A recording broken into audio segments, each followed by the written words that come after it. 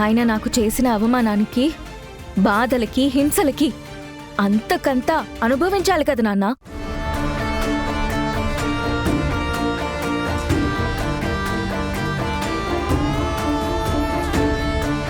ఆయన ఇంకో పెళ్లి చేసుకుని సంతోషంగా ఉంటానంటే నేనెలా ఊరుకుంటాను నాన్న?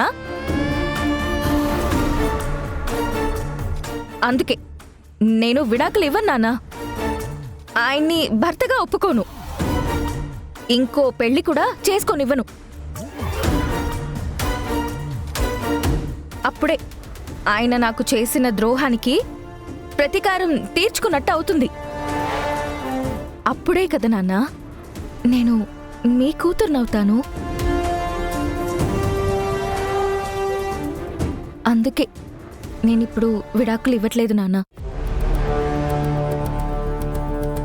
భూమి, నువ్వు మామూలు కిలాడేవి కాదే. క్షణంలోనే కథను మొత్తం నీ వైపుకు తిప్పేసుకున్నావు. ఇప్పుడు చెప్పు పిన్ని, నేను విడాకులు ఇవ్వాలా వద్దా? నాన్న, మీ కూతురికి మాత్రమేనా శిక్ష? ఆయనకి పడొద్దా? అంటే నీ మనసులో వాడి మీద ప్రేమ లేదంటావు? ప్రేమకి అర్థం తెలియని వాళ్ల మీద ఎంత ప్రేమ చూపించినా వృధాయే నాన్న. ప్రేమంటే మీది నాన్న, అపూర్వ పిన్నిది, నక్షత్రది నాన్న.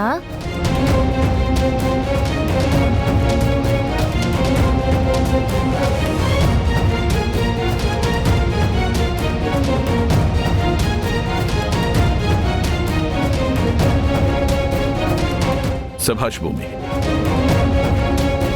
ఇది నేను నీ నుంచి కోరుకుంది. నువ్వు వాణ్ణి జీవితాంతం ఏడిపిస్తూనే ఉండాలి. నా కూతురు అనిపించుకున్నావు ఈరోజు.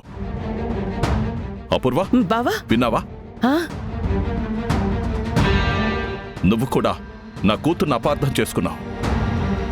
భూమికి అన్నీ నా శోభ తెలివితేటలే వచ్చాయి. ఇప్పుడు చెప్తున్నాను, భూమి డాటర్ ఆఫ్ శరత్ చంద్ర.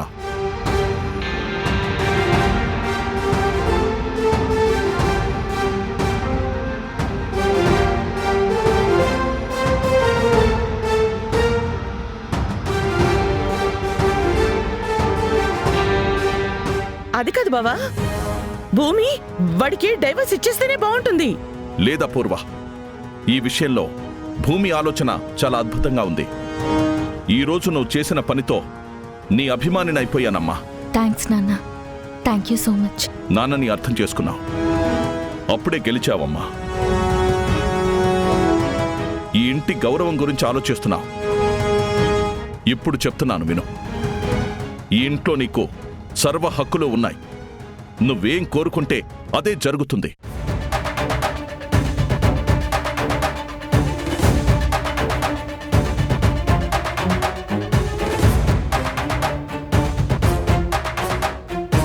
మంచి నిర్ణయం భూమి.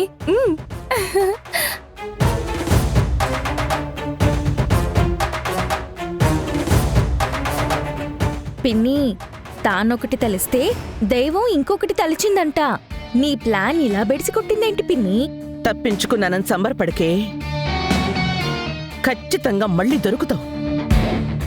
దొరికినప్పుడు చూసుకుందాంలే పిన్ని. ముందైతే వెళ్ళి నీ పని చూసుకో.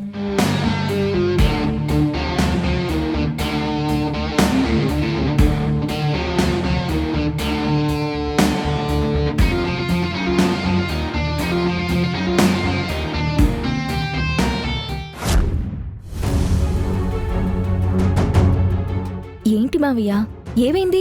ఏమైందంటావేంటమ్మా? నాకైతే ఏమీ అర్థం కాలేదమ్మా. మావయ్య, ఎందుకంత స్ట్రెస్ తీసుకుంటున్నారు? రిలాక్స్గా ఉండండి. ప్రాబ్లమ్స్ గురించి డీప్గా ఆలోచిస్తే హెల్త్ ప్రాబ్లమ్స్ ఎక్కువ అవుతాయి మావయ్య. నన్ను చూడండి, ఎంత కూల్గా ఉన్నాను, ఎంత కామ్గా ఉన్నాను. భూమి ప్లీజ్ జోక్ చేయకు.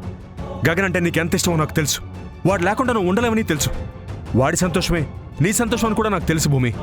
అలాంటిది వాడు సంతోషంగా ఉండకూడదని నువ్వు సంతకం పెట్టలేదని చెప్పావు. అంటే అది అబద్ధం కాదు? చెప్పు, అది అబద్ధమే కాదు? చెప్పమ్మా, నాకేం అర్థం కావట్లేదు. మావయ్య, పరిస్థితులకి తగ్గట్టు మనం మారకపోతే ఈ ఇంట్లో ఉన్నవాళ్ళు మన మీద ఎక్కేస్తారు. అందుకే మావయ్య, అప్పుడు నేనెప్పుడు అలా మాట్లాడాను? నేను అలా అనడం వల్లే కదా మావయ్య మా నాన్న కూడా నన్ను తన కూతురని గర్వంగా చెప్పుకున్నారు. భూమి, నిజంగా బతికించావమ్మా. ఇప్పుడు నాకు కాస్త ప్రశాంతంగా ఉంది. మావయ్య, ముళ్ళుని ముళ్ళుతోనే తీయాలి అంటారు కదా, నేనిప్పుడు అదే చేశాను.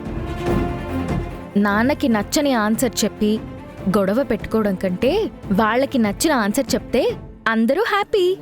చాలా బాగా ఆలోచించావమ్మా. నేను తప్పుగా అనుకున్నాను. నన్ను క్షమించమ్మా. అయ్యో మావయ్య, ఎందుకు అలా అంటారు? మీకు మీ కొడుకు గురించి తెలుసు, మా ఇద్దరి బంధం గురించి తెలుసు. నేను కోపంతో అలా మాట్లాడాననుకుని మీరు బాధపడ్డారు, అంతేకాని ఇంకేం లేదు. నేను అర్థం చేసుకోగలను మావయ్య. మావయ్య, ఇలాంటి రాబందుల మధ్య మన బంధం కాపాడుకోవాలంటే ఈ మాత్రం స్మార్ట్నెస్ ఉండాలి మావయ్య. Be smart.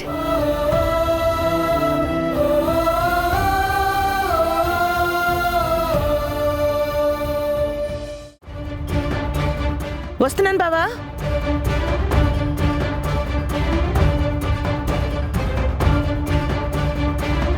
Thank you. నమస్కారం శరత్చంద్ర గారు. నమస్తే, రండి కూర్చోండి. పర్వాలేదు. ఎవరు బావా ఈయన? ఇతను రియల్ ఎస్టేట్ మీడియేటర్. ఇప్పుడు అతనితో మనకే అవసరం ఉంది బావా. మన ఫ్యాక్టరీ స్థలం గురించి మాట్లాడాలని పిలిపించాను. ఫ్యాక్టరీయా? అవును మేడం, మీ బొమ్మల ఫ్యాక్టరీ స్థలం అమ్మాలని సార్ ఫోన్ చేసి చెప్పారు. మంచి పార్టీ దొరికింది. మీరు ప్రైస్ చెప్తే మీటింగ్ పెట్టేస్తాను.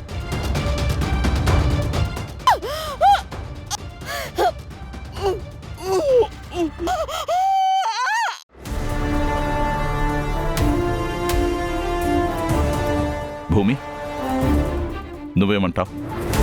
మీ ఇష్టం నాన్న.